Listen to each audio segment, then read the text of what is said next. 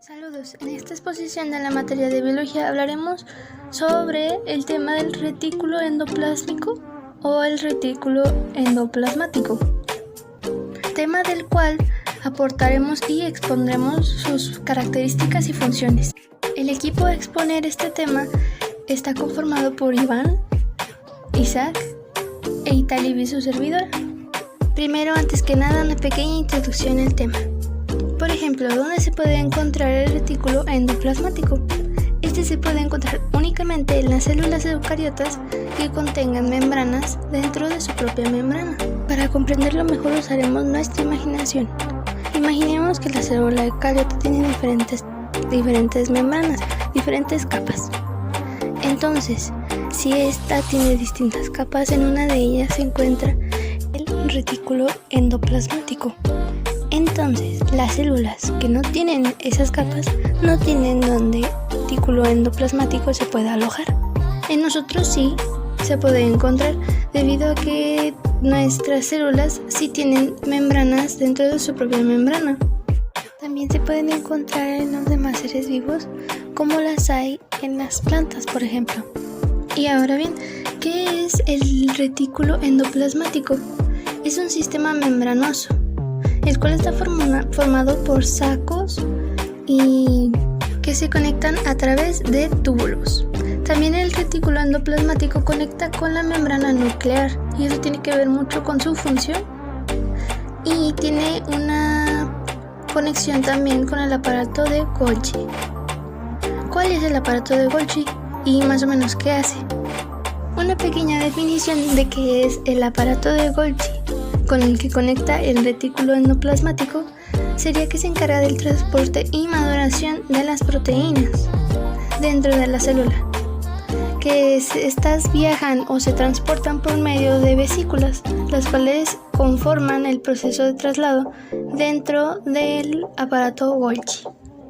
Por otro lado, nos podemos encontrar con que el retículo endoplasmático tiene dos dominios específicos, por lo tanto no es homogéneo, que serían el retículo endoplasmático rugoso y el retículo endoplasmático liso.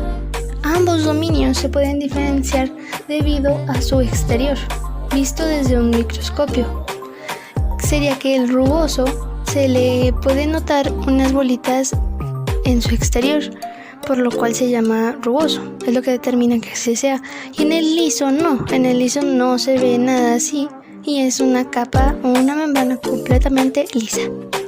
Por último, un dato sobre los ribosomas, los cuales se encuentran en el rugoso, es que estos pueden tener sus partículas esféricas separadas o unidas formando polisomas. Y también su función es tratar con la traducción de proteínas.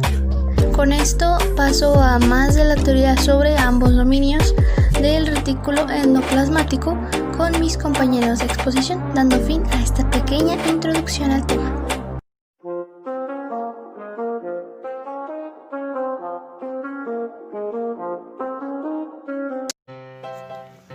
El retículo endoplasmático rugoso, también llamado retículo endoplasmático granular o ergastoplasma, es un orgánulo que se encarga del transporte y síntesis de proteínas, de secreción o de membrana. Existen retículos solo en las células eucarióticas. En las células nerviosas es también conocido como cuerpos de Nisida. El término rugoso se refiere a la apariencia de este gránulo en las microfotografías electrónicas, la cual es el resultado de la presencia de múltiples ribosomas en su superficie. El retículo endoplasmático rugoso está ubicado junto a la envoltura nuclear y se une a la misma de manera que pueden introducirse los ácidos ribonucleicos mensajeros que contienen la información para síntesis de proteínas. Está construido por una pila de membranas y en su pared exterior presentan ribosomas adheridos. Función. El retículo endoplasmático rugoso participa en la síntesis de todas las proteínas que deben empacarse o trasladarse a la membrana plasmática o de la membrana de algún orgánulo. También lleva a cabo modificaciones posttraduccionales de estas proteínas, entre ellas sulfonación, plegamiento y glicosilación. Además, los lípidos y proteínas integrales de todas las membranas de la célula son elaboradas por el ERER. Entre las enzimas producidas se encuentran lipasas, las fosfatasas, las ADNasas, las hidrolasas y otras. En su interior se realiza la circulación de sustancias que no se liberan al citoplasma. El retículo endoplasmático rugoso suele estar muy desarrollado. Las células con alta actividad secretora de proteínas como son los plasmocitos, las células pancreáticas, etc. Al evitar que las proteínas sean liberadas al citoplasma, el RER consigue que éstas no interfieran con el funcionamiento de la célula y sean liberadas solo cuando sea necesario.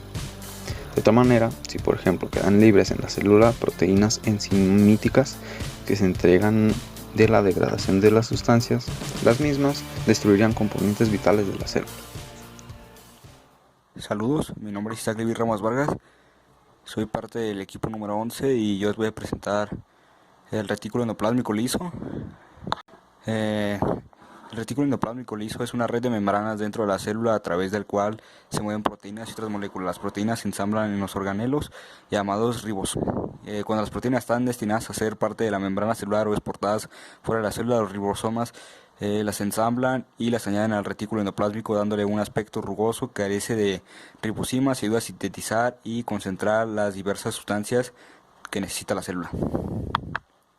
Sus características principales son que es un tipo de retículo que con forma de red desordenada de túbulos que carece de ribosomas, participan en la homeostasis del calcio y en reacciones de detoxificación celular. Es más versátil que el rugoso, permitiéndole realizar mayor cantidad de funciones. No todas las células poseen un retículo endoplásmico liso idéntico y homogéneo. En algunos casos ambos tipos de retículos no ocupan regiones separadas físicamente, con pequeñas áreas libres de ribosomas y otras cubiertas. Otras características principales son que se encuentran en cantidades muy pequeñas con excepción de las células destinadas a sintetizar hormonas específicas y al metabolismo de lípidos. Queda reducido a una pequeña zona del retículo para ser elemento transicional. Tiene formas tubulares organizadas, tiene proteínas específicas de cada uno.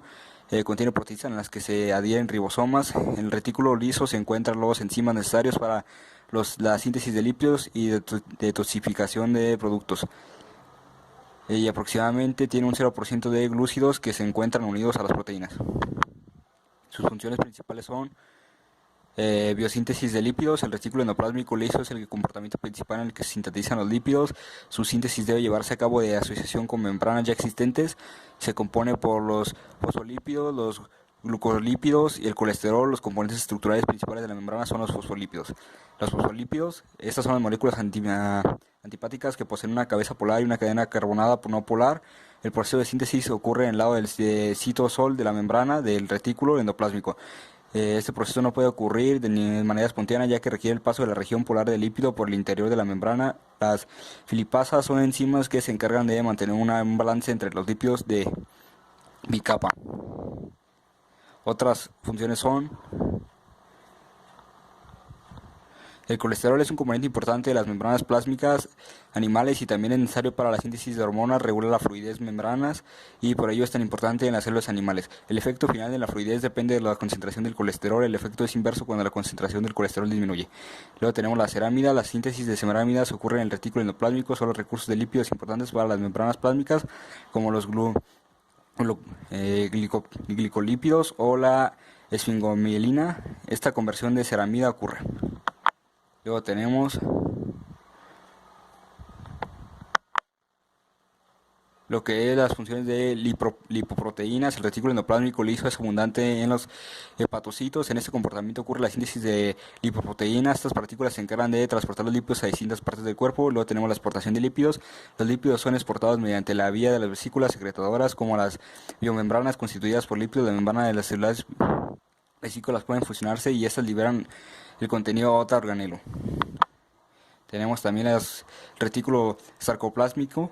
Dice, se caracteriza por poseer bombas de calcio y regula su captación y liberación. Su papel es mediar la concentración y la relajación muscular cuando hay mayores cantidades de iones de calcio dentro del retículo sarcoplásmico. Comparado en el sarcoplasma, las células se encuentran en un estado de reposo. Y tenemos las reacciones de detoxificación. Ciertas familias de enzimas como el citocromo P450 catalizan distintas reacciones que evitan la acumulación de metabolismos de procedentes tóxicos y entre otras cosas más.